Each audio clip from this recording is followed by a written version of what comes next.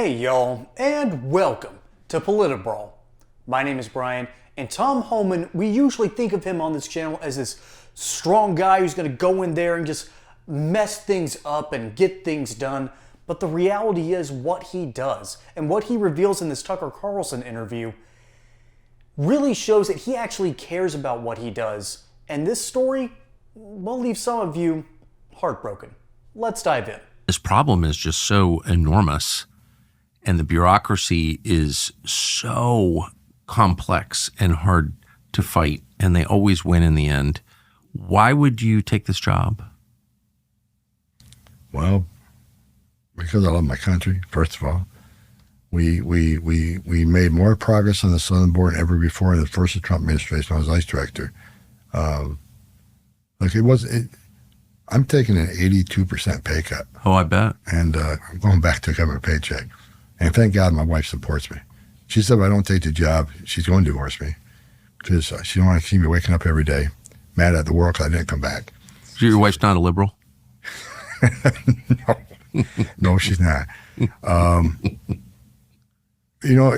say this many times because of things I've seen in my career. I mean, I stood in the back of a tractor trailer. I grew up in a town of 2,500 people. Either you milk cows, or you're a logger, or you worked at Fort Drum. It's only three things you did where I grew up. So I grew up in a town of 2,500. I fast forward. I'm standing in back of a tractor trailer, 19 dead people at my feet that baked to death in back of that tractor trailer, including a 5-year-old little boy who suffocated to death. And on top of him was his father who was trying to protect him. During that investigation, they said that little boy begged his father not to let him die because he wanted to see his mom again. Begged over and over again. Here's a 5-year-old little boy who knew he was dying and asked his dad for help. Ugh. And his dad can't help him, right? No. I've talked to little girls as young as 9 who were raped multiple times by members of the cartel. Not once, numerous times. Grown men crawled upon this little girl, took everything innocent and pure from her. Her life would never be the same. Look in her eyes. There wasn't life in her eyes. It's just, this little girl's devastated for life. And this happens every day. When they unsecure the border on purpose, I wrote an op-ed of Fox News, and I says, if Joe Biden wins the presidency, we lose the border. And when you lose the border, sex trafficking will skyrocket, child deaths will skyrocket, migrant deaths will skyrocket, American deaths will skyrocket from drugs coming across that border. I wake up every day pissed off for 4 years. So, and I've been on numerous networks complaining about it. So when President Trump calls me up, says, you've been complaining about for 4 years. You want to come fix it? How do you say no? Yeah. First of all, you don't say no to the President of the United States. And second of all, I won't say no to secure. I love this country. I want to save some lives. Secure borders save lives. So I'm going to come back and do what I can. I guarantee you what we're going to do is going to save migrant lives. It's going to save American lives. And it's going to protect our national security. That's why I'm coming back. Not for the pay. I can tell you that. I'm coming back because after 3.5 decades doing this job, do you understand it? Do you understand the tragedies that happen around it? The more secure that border is, the more lives we save. So I can rest. When I retire for the third time, I can say, I did my part to save some lives, and maybe less children are being exploited and women are being exploited by these cartels. And my number one goal is seeing these cartels wipe out the face of the earth. And I think President Trump's the guy to do it. Mr. Homan, I agree with you, and I believe you. We cover this story every now and then on this channel, and I don't relish it. It's one of my least favorite topics to talk about, but I talk about it because everything about the narrative when it comes to illegal immigration, everything is backwards. Ironically, the kind thing to do is to close the border, close the gaps, close the loopholes, and fight the cartels tooth and nail. Because if you were to look at that first story that Tom Homan talks about here, you have a whole group of migrants in the back of I think a box truck. Well, a box truck crossing over the border. Do you know how hot those things get? Okay, you can fry an egg on the inside of them. when the temperature's right. And that's during the day. And you had people suffocate in the back of a box truck because they paid money to the cartels to bring them over the border and on its face to be reunified with family members. That's an understandable drive. And that's not what conservatives are talking about when we talk about illegal immigration. We're not talking about, oh, these illegal migrants, they really need to have a place here because other illegal migrants have came over. We need to reunite families. No. The reason conservatives don't like talking about this is not because, well, how dare you not reunite these families? It's, we understand the logistics and the costs that family is going to pay for the rest of their lives. They're going to have tattoos on their arms, like members of people thrown into the Holocaust camps and the concentration camps back in the 40s. That's what the cartel does. They mark the people that they traffic.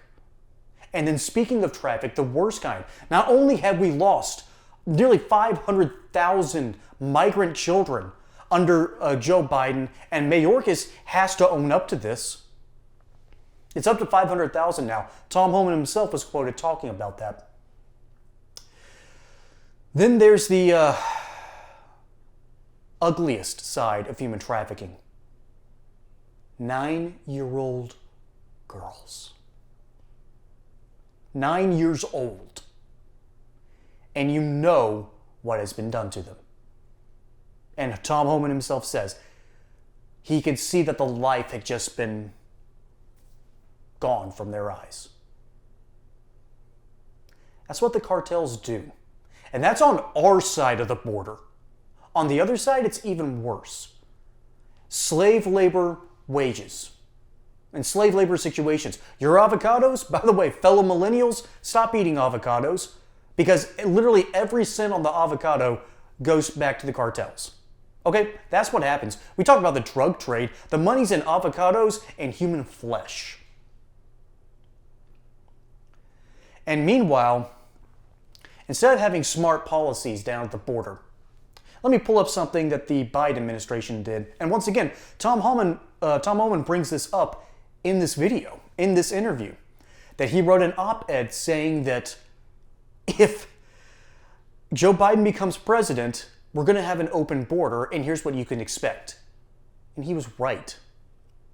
And this comes from the, I think the Peterson Institute, from Table 9, Title 42, Public Health Emergency Order. Trump, in March 21st, 2020, towards the end of his first term, Trump invoked Title 42, allowing more migrants to be expelled at the southern border without giving them permission to seek asylum. Compare that to what Joe Biden wanted to do about exactly a year later. The CDC, of all people, announced it would terminate Title 42.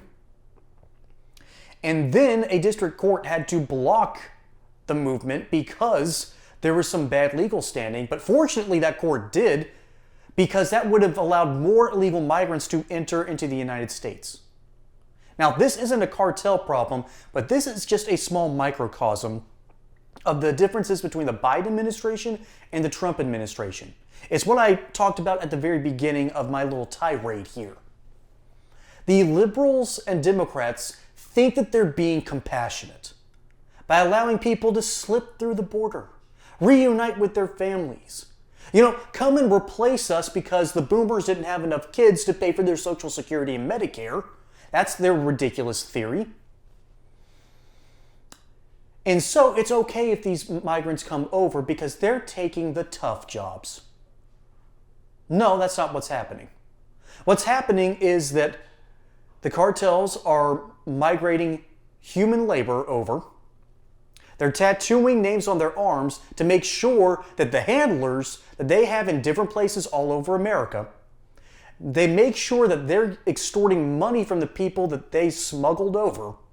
And so those people might send some money back, some of that money might stay here, some of it goes to the cartels. And then there's the other ugly side of human trafficking. I've already talked about it here, I'm not going to go more into it. The Trump administration looked at these problems and said, this is awful. We need to cut back on the number. We need to take the fight to the cartels. And we need someone like Tom Homan, who has held dying children in his arms because of the evils and the ridiculousness of the cartels. I can't imagine that kind of hell. And the left thinks it's compassionate to let these people over. That's not compassion. It's slavery with a few extra steps. It doesn't help these people. It doesn't help us. It just helps the cartels.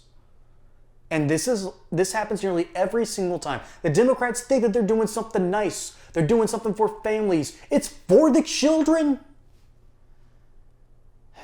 And it just hurts more and more people and perpetuates a cycle, and it gives more power to the cartels.